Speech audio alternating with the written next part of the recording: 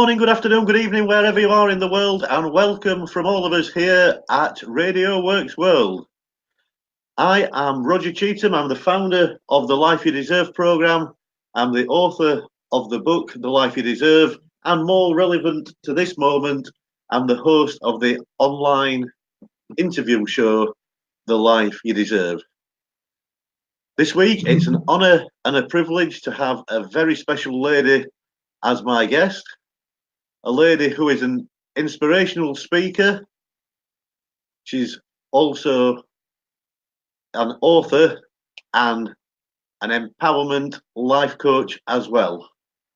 And just to make it fair, as I've shown my book, just to show you there, that's the book that Elaine has recently written, 7 Steps to Self-Empowerment, a guide and journal. So, Elaine, welcome and thank you very much for being a guest on the Life You Deserve show. Thank you very much. It's wonderful to be here.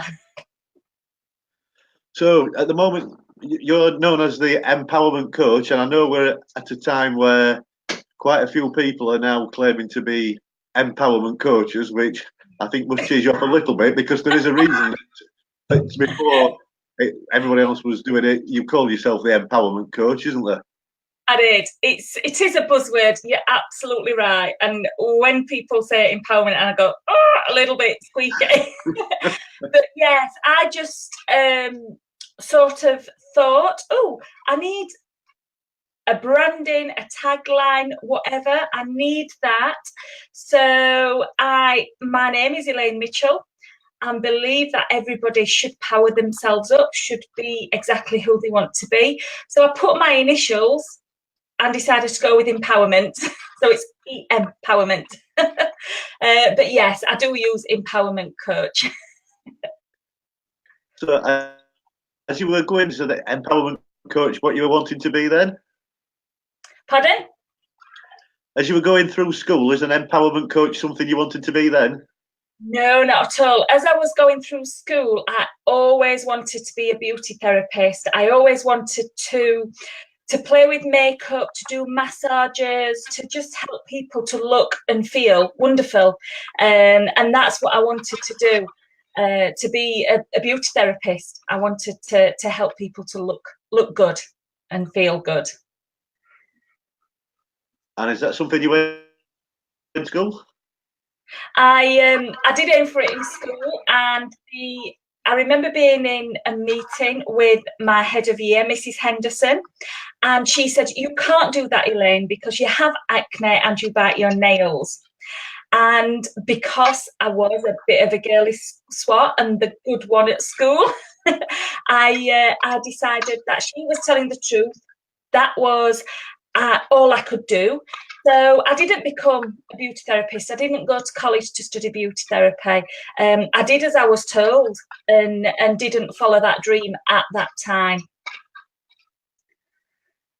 So what would you any of our school leavers at the moment that are told by a teacher, a head of year, a parent, they're not able to follow their dreams?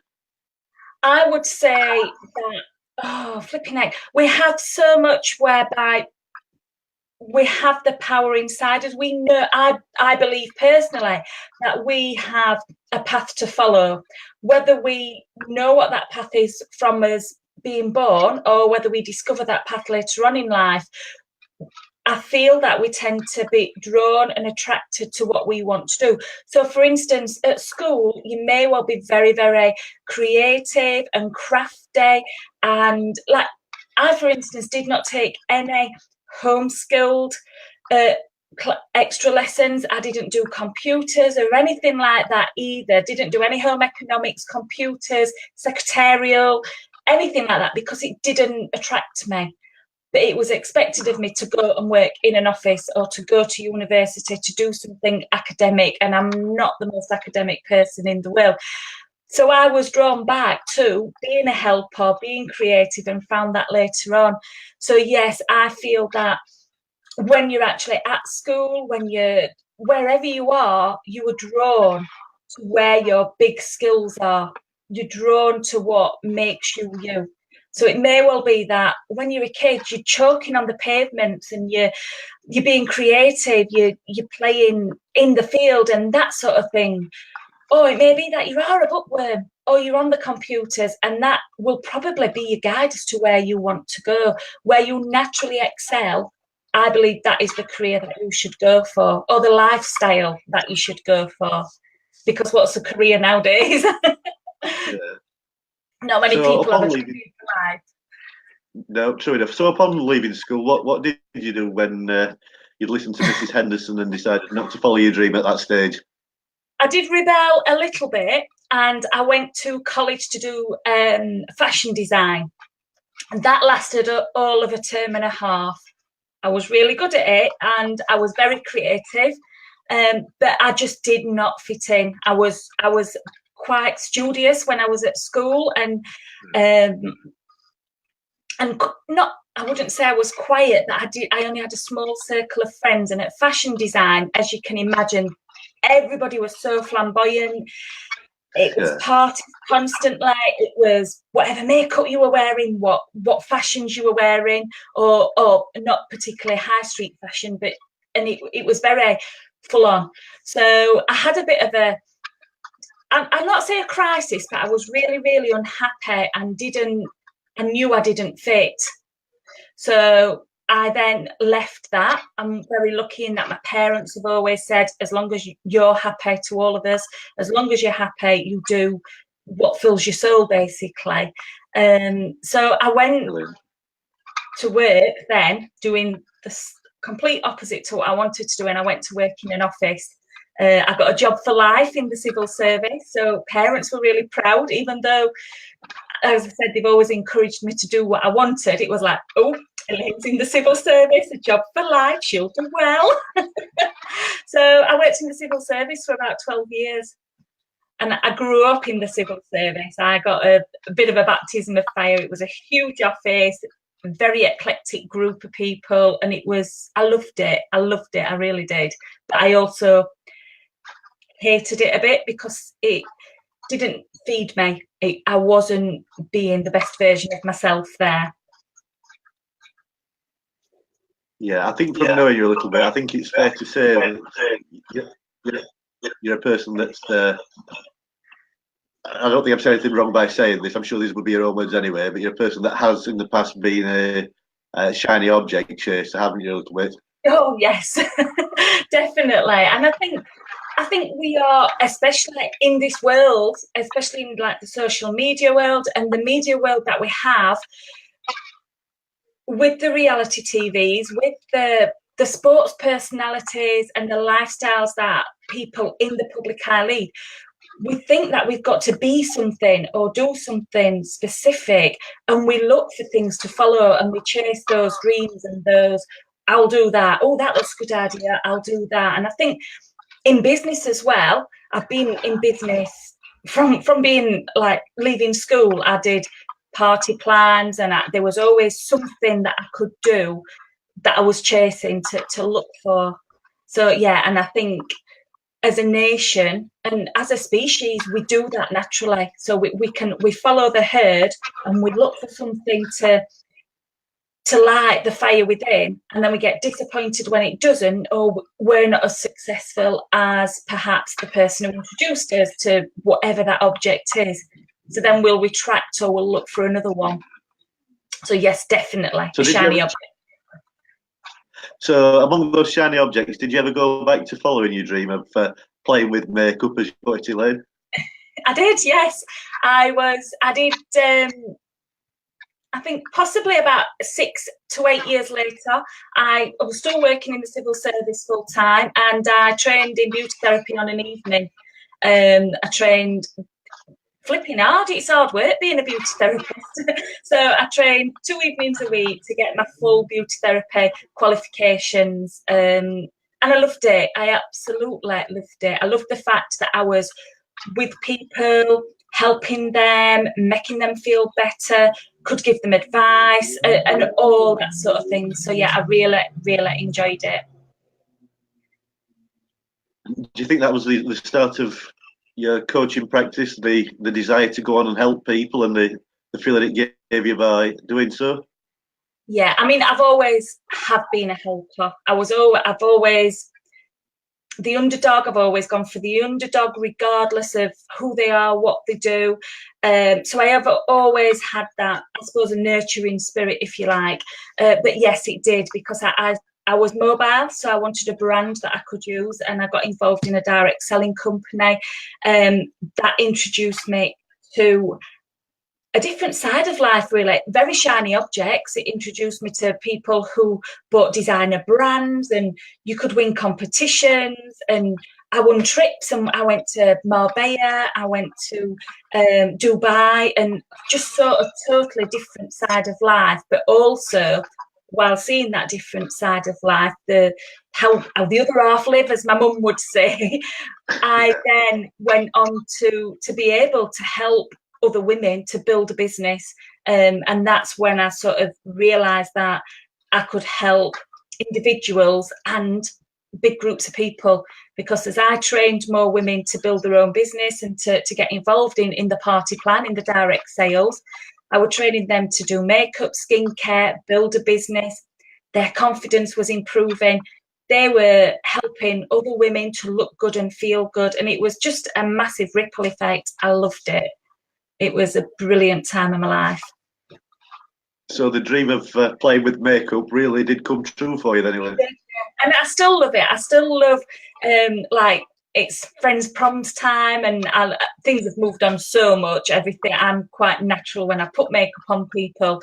But yeah, I'll do, if we've got a family outing, I will do makeup. Any family members get married, I will do the wedding makeup and anything like that. And my little girl's 9, so we like have a play with makeup, and I'm showing her how to blend the colours, because she loves a bright colour. So yeah, I do still love that. I still love that. And more if somebody wants the nails doing, I'll do the nails for them, and just sit and do the nails and that sort of thing. So yeah. So you've gone from someone that was told they couldn't follow their dreams because of the acne and being a nail biter to helping them do the makeup and doing the nails for them as well. So yeah. Mrs. Henderson was very, very wrong back at school. But then again, if I hadn't had the life experience from the civil service, I perhaps wouldn't be doing what I'm doing now as well. So I do believe that we follow this path. Yeah.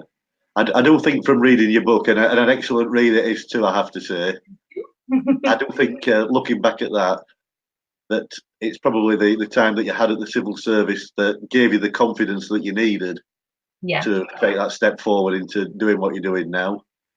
Yeah, definitely. I can see myself with what's happened to me. I'm now at a stage where I say that what happened didn't happen to me, it happened for me, because I think without that, like yourself, I wouldn't be in that situation. So I really can resonate with where you are with that, and how it's the life experiences that we all undergo that we may not notice at the time. That is what makes the people that we come out the other end.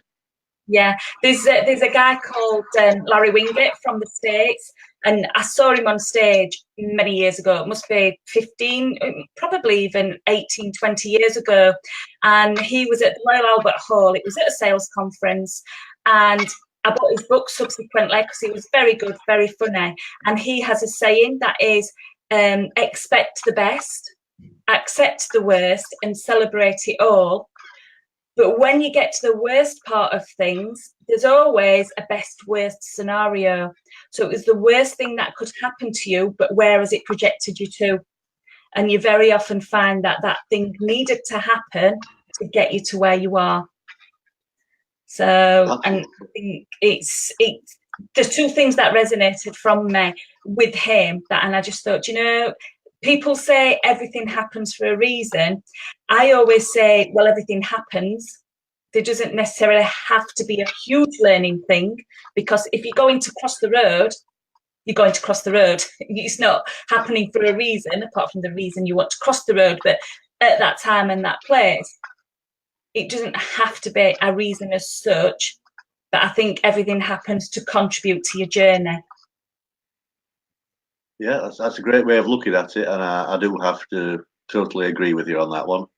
So can you tell us, Elaine, how does a day in the life of Elaine Mitchell look these days? Oh, Very eclectic, just like me. So yes, my life yesterday was I had a meeting with my web designer because I'm relaunching my website. Then I was at a Women in Business Network, so I was meeting with lots of fantastic women, networking there.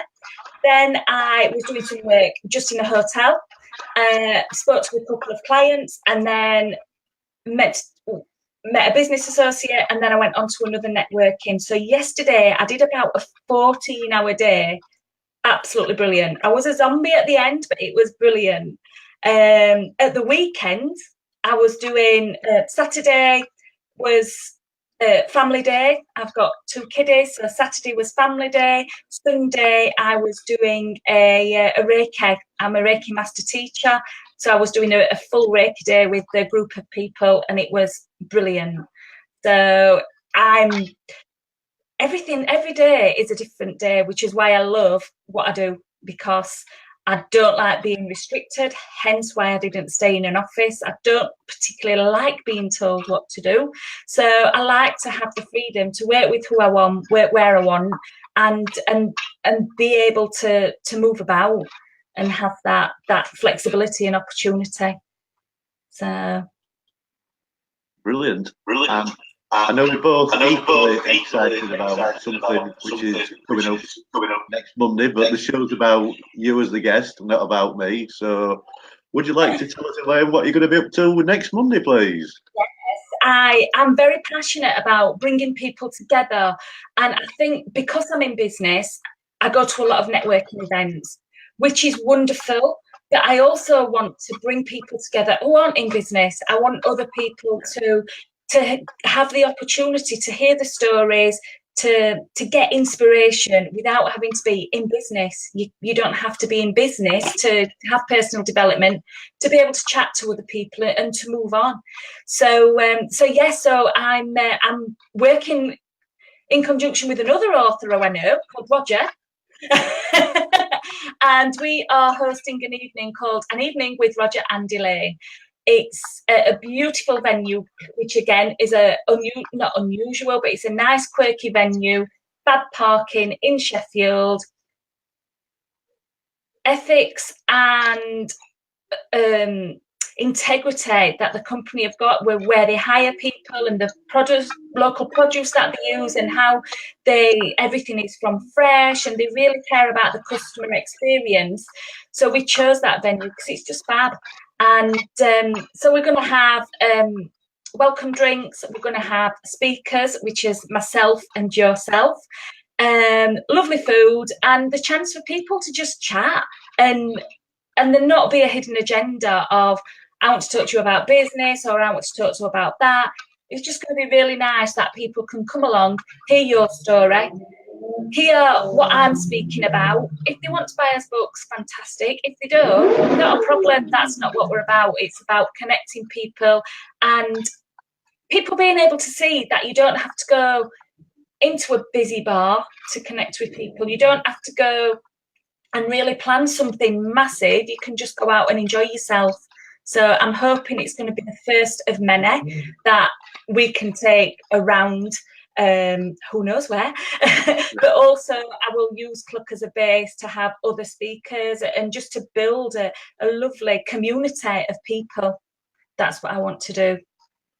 Excellent. And as you mentioned there, it is a quirky venue, and the owner and the team have been really good and really helpful. So a big shout out to Simon Beattie and the team. If you're watching, Simon, thank you very much on behalf of the two of us for all your help with putting this collaboration together. And as you say, both of us have a value there of bringing people together.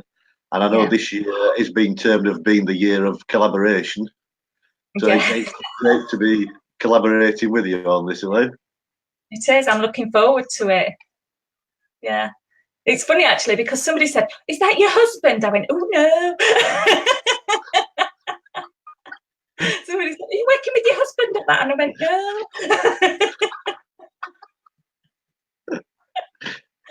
Yeah, that's just how rumours start, isn't it? I know. No.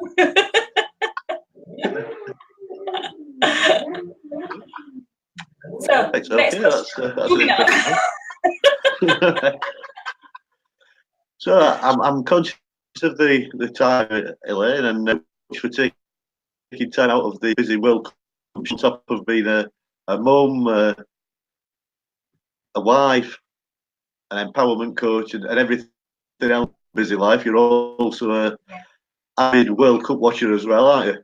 Oh yes, I love the World Cup. I love any football. I do love football. I'm a proper football girl, and I love how there's a positivity about the World Cup at the moment, and how Gareth Southgate has instilled a belief in the team. They've all